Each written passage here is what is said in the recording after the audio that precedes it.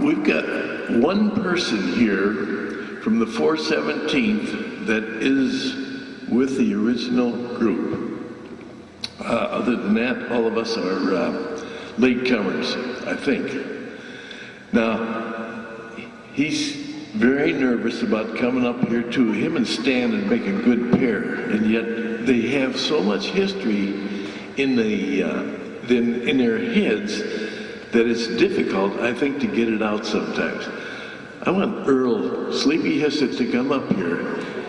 And I think, if I'm not mistaken, he was 16 when he lied about getting and joining in the Air Force. Come on up here, Sleepy.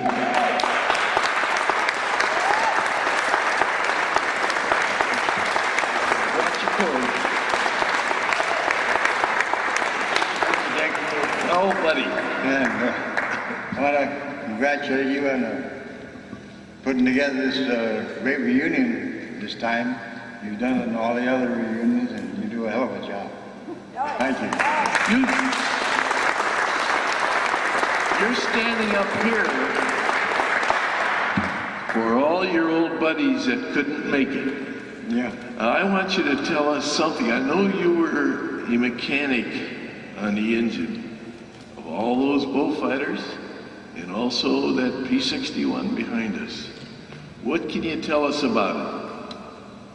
Well, we first, first we were in Florida, basic.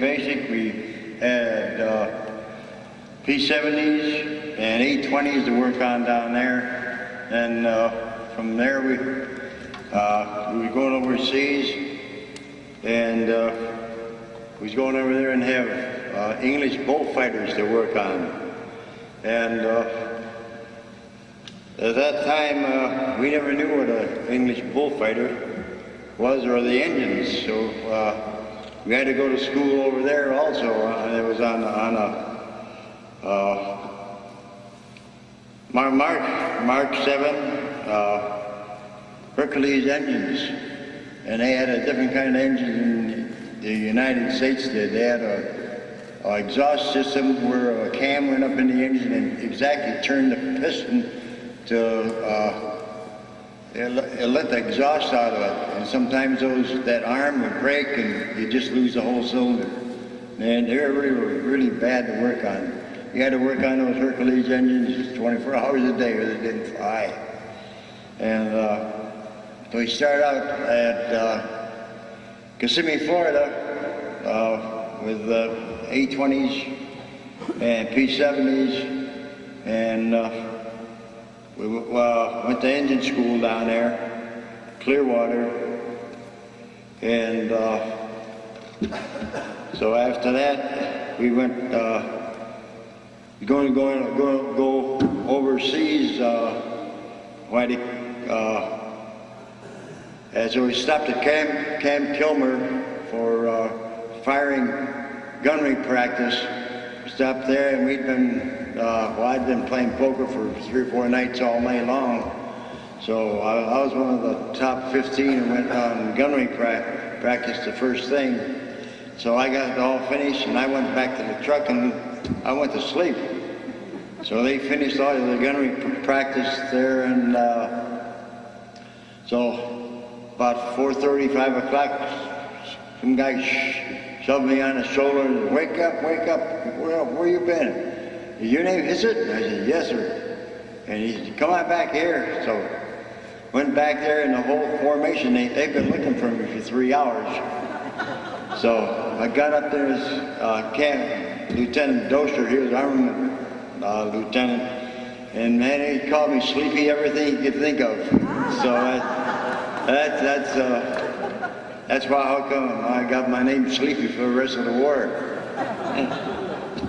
So there I was an engine mechanic, and got to be finally got assistant crew chief on the bullfighters, and after the bullfighters, well, there's one story about bullfighters was already go to Corsica, and O'Neill, he was a crew chief on this one plane, and they had about 150 hours on it. And we went to change engines. We changed brand new engines on it. And there was Hibner, he was another assistant crew chief. And he went to start the engine up, and man, he started him up, no oil pressure. He forgot to put oil in the engines. That was the time we were all moving to Corsica, and everybody else moved the car from Corsica, and we was there in North Africa changing engines. And we used to go up to this little bar, Dee Dee's Bar, and I used to have a little motorcycle. We used to ride that up there. And old McMinimum, he was our line chief at that time. He used to go up there. He used to go up there all. He'd spend all day there. A little French gal up there, and he got to know her pretty well. He finally married her and brought her back to the United States. And then, so in 45, we got the P-61s, and the assistant crew chief to Doug Herbert, and McCrae is our commanding officer. He flew our plane most of the time.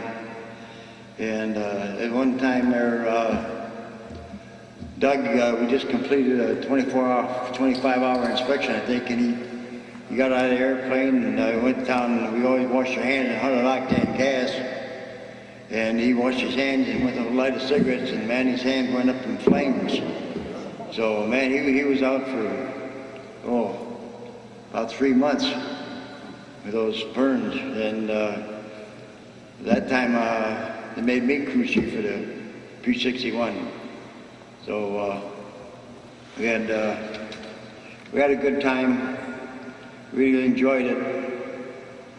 And one other incident. He said sometimes we had to go up on a test flight. They tested the plane maybe an hour before the regular flight.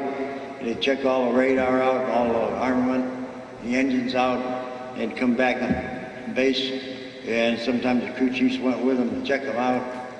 And so it's time we got up, went on this flight, come back, and McCrae said, "You forgot one thing, Sleepy." I said, "What was that?" He says, "The P-tube, it's not in the ship." "Yes, sir." So I never forgot that again. So I was, crew chief duty, he was, you go around the airplane and inspect the fuselage and external surfaces, see if there's any marks, anything disfigured, anything like that. You check the tires, hydraulic fluid, gas and oil, and then you pull the props through to get the doggone all the engine out of the top of the pistons before you start them up.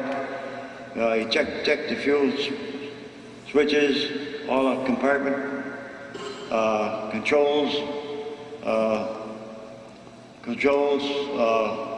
stabilizer, ailerons, everything. It's a free moving and everything like that. And you check the battery voltage, start it up, you turn the generators on, and electric switches, set the props, and the engine starters. You get the engine started, you run about 600 to 700 RPM. You check your oil pressure, which is not 60 to 90 pounds. Fuel pressure set 15 to 17. Cylinder temperature is 100 to 200 pounds before you start to run them up. And you run them up after you get about 250 cylinder pressure. Then you run the engine up to 2,000 RPMs. You have check your mag drops. If it isn't over 50 to 100, you aren't concerned. That's normal.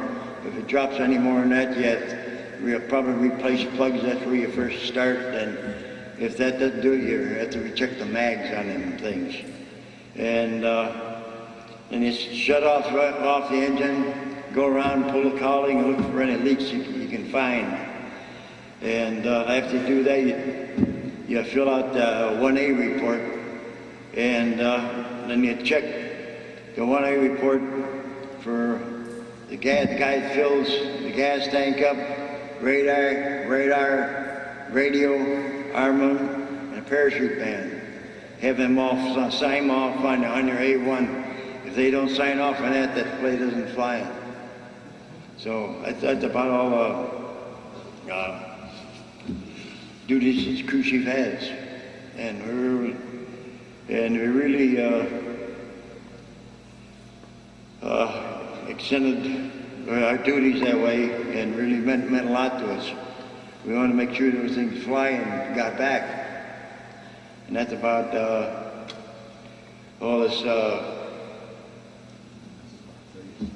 My crew chief, Doug Herbert, at that time, 25-hour inspection. After 3 months, he got skin grafts on his hands, and he finally made it back working with us again. So about all I have, and I'd like to welcome all the night fighters. You guys done a hell of a job. Thank you.